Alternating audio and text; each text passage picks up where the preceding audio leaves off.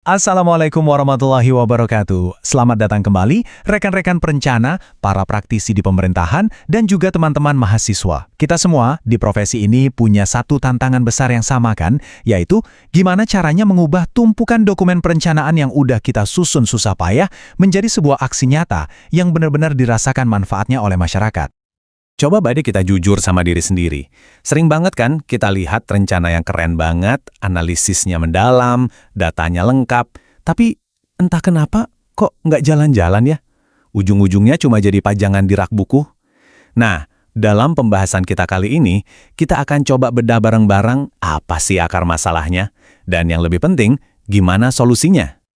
Oke, ini dia peta perjalanan kita untuk beberapa menit ke depan. Pertama, kita akan dalami dulu fenomena rencana hebat, hasilnya nihil. Lalu kita akan kenalan sama konsep kunci, yaitu jembatan bernama kebijakan publik. Setelah itu, kita bedah 3 proses penting dalam perencanaan, lihat contoh-contoh nyata lewat studi kasus transportasi nasional, dan di akhir saya akan bagikan semacam cetak biru perencanaan andal yang praktis. Nah, kita masuk ke jantung pembahasannya. Kalau rencana itu ada di satu sisi dan aksi nyata ada di sisi lain, maka kita butuh jembatan yang kuat untuk menghubungkan keduanya. Jembatan itulah yang kita sebut kebijakan publik.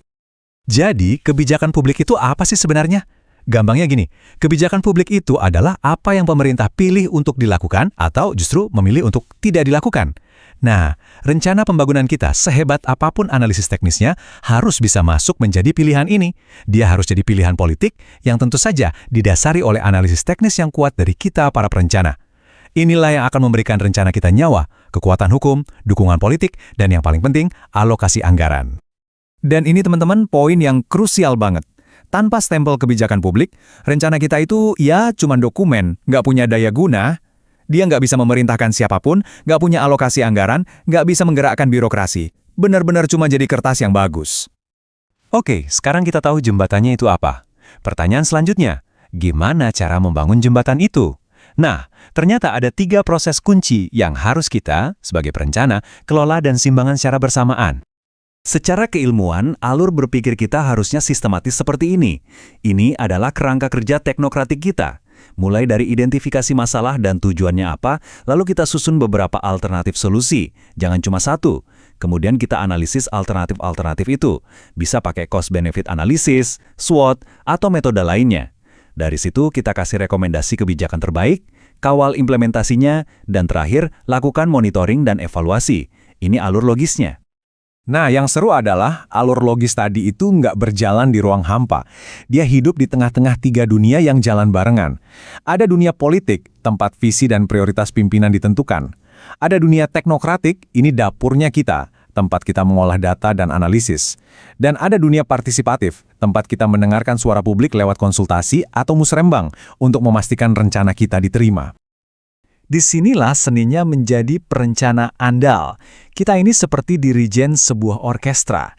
Tugas kita adalah menyajikan bukti-bukti teknis yang solid untuk sebuah pilihan politik. Tapi di saat yang bersamaan, kita juga harus menjaga harmoni dengan publik untuk mendapatkan legitimasi. Keren kan? Cukup teorinya, sekarang mari kita membumi. Kita akan lihat bagaimana ketiga proses tadi benar-benar bekerja dalam beberapa proyek transportasi strategis di Indonesia.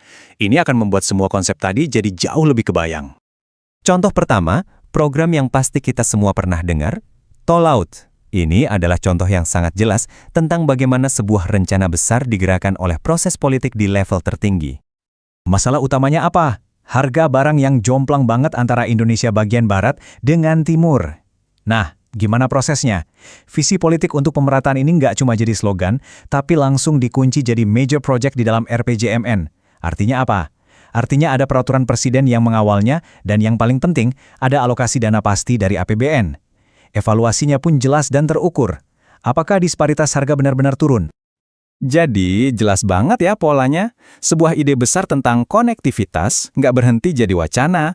Dia diterjemahkan, dilembagakan menjadi kebijakan publik yang dieksekusi secara sistematis lewat kerangka perencanaan dan penganggaran nasional kita.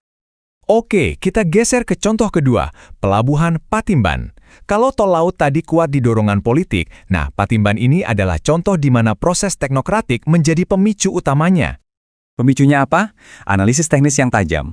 Data menunjukkan pelabuhan Tanjung Priok sudah sangat padat, bahkan over capacity, yang bikin biaya logistik kita jadi mahal dan nggak kompetitif. Berdasarkan analisis proyeksi kargo inilah lahir rekomendasi kuat untuk membangun pelabuhan baru. Rencana teknis ini kemudian diangkat dan ditetapkan sebagai Proyek Strategis Nasional atau PSN yang memberinya karpet merah dalam implementasi. Contoh terakhir yang mungkin manfaatnya kita rasakan langsung sehari-hari yaitu pembangunan MRT dan LRT di kawasan Jabodetabek.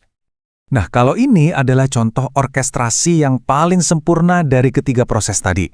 Ada visi politik yang kuat dari pimpinan daerah dan pusat, ada analisis teknokratik yang super detail, dari mulai studi kelayakan, CBA, sampai desain teknis, dan ada juga proses partisipatif yang panjang, melibatkan konsultasi publik dan sosialisasi. Ketiganya berpadu dengan sangat apik. Oke, kita sudah bahas konsepnya, sudah lihat contoh-contoh nyatanya, sekarang bagian yang paling ditunggu-tunggu. Gimana caranya kita bisa menerapkan ini semua dalam pekerjaan kita? Ini dia, cetak birunya. Ini resepnya ada 6 langkah praktis. Pertama, selalu rumuskan masalah dan tujuan secara kuantitatif yang bisa diukur. Kedua, jangan jatuh cinta pada satu solusi, susun beberapa alternatif. Ketiga, lakukan analisis di awal atau ex ante. Keempat, siapkan paket implementasi yang jelas, siapa mengerjakan apa, anggarannya dari mana. Kelima, rancang sistem Monef sejak awal. Dan yang terakhir, tapi bukan berarti tidak penting, pastikan partisipasi publik itu benar-benar bermakna, bukan sekedar formalitas. Ini dia kesimpulan utamanya, pesan yang harus kita pegang erat-erat. Setiap kali kita membuat rencana teknis, di kepala kita harus selalu ada pertanyaan. Gimana caranya rencana ini bisa nyambung dan masuk ke dalam dokumen kebijakan seperti RPJMN atau RKP? Karena disitulah letak legitimasi politik dan tentu saja dukungan anggarannya. Sebagai penutup, saya ingin meninggalkan satu pertanyaan reflektif untuk kita semua. Untuk rencana yang sedang Anda kerjakan sekarang, atau proyek yang ada di benak Anda selanjutnya, sudah siapkah Anda memetakannya?